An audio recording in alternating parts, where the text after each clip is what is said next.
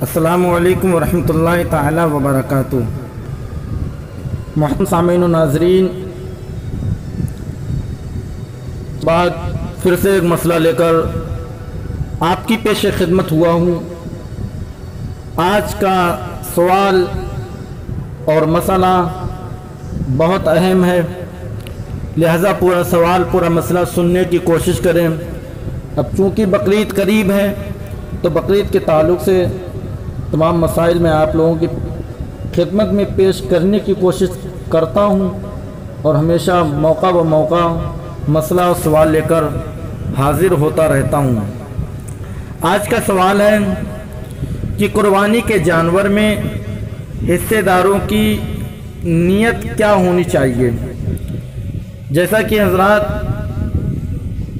بہت ہندوستان میں اور دیگر ممالک میں بہت ساری جگہوں پہ قربانیاں الگ سے ہوتی ہیں بڑے بڑے جانوروں کی، تو اس میں جو حصے لگتے ہیں 7 حصے لگتے ہیں، تو جو لوگ اس میں حصہ لیتے ہیں اس میں ان کی نیت کیا ہونی چاہیے؟ بہت سارے لوگ تو اس نیت سے حصہ لیتے ہیں کہ ارے وہاں لیں گے تو وہاں گوشت ملے گا، اتنا گوشت ملے گا، اتنا گوشت لانا ہے۔ تو حضرات اس کا جواب آپ سماعت کر لیں کہ قربانی کے سب حصے داروں کی نیت تقرب ہو۔ اس کا یہ مطلب ہے کہ کسی کا ارادہ گوشت نہ ہو۔ تقرب کا مطلب ہوتا ہے کہ جو لوگ حصہ لے رہے ہیں اس میں ان کا ارادہ گوشت کا نہ ہو، بلکہ ثواب کی نیت سے رضائے الہی کے لیے حصہ لیں اور گوشت کا ارادہ بالکل نہ کریں۔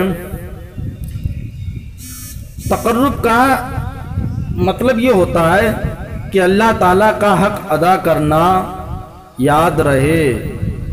اگر ایک بھی حصے دار کا مقصد گوشت حاصل کرنا ہوا تو جتنے لوگ اس میں شامل تھے کسی کی بھی قربانی نہیں ہوگی۔ اس مسئلے کو غور سے کان کھول کر سبھی لوگ سماعت کر لیں۔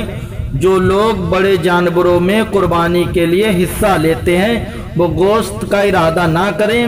اگر 7 حصوں میں سے کسی ایک نے گوشت کا ارادہ کر لیا تو ان 7 میں سے کسی کی بھی قربانی نہیں ہوگی۔ حوالے کے طور پہ آپ بہار شریعت جلد نمبر 3 صفحہ نمبر 343 پر دیکھ سکتے ہیں۔ امید ہے کہ آپ کو یہ مسئلہ سمجھ میں آ گیا ہوگا، اور اگر نہیں سمجھے ہوں گے تو سمجھنے کی کوشش کریں اور ہم سے رابطہ بھی کریں انشاءاللہ۔ اور ہمارے چینل کو ابھی تک جن جن لوگوں نے سبسکرائب نہیں کیا ہے وہ چینل کو سبسکرائب کر دیں۔ انشاءاللہ آپ کو ہر طرح کے مسائل ہمارے چینل پہ ملیں گے، اتنے آسان الفاظوں میں، اتنے آسان بیان میں۔ صرف آپ لوگوں کی خدمت کرنے کے لیے مسائل بیان کرتا ہوں میں، تاکہ عوام الناس کو یہ مسائل سمجھ میں آئیں، کیونکہ عوام الناس اچھے الفاظ اردو کے جو ٹف الفاظ ہوتے ہیں وہ سمجھ میں نہیں آتے ہیں، تو بہت سارے لوگوں کو اس لیے میں اتنی آسان زبان استعمال کرتا ہوں تاکہ ہماری بات سب کو سمجھ میں نہ آ جائے۔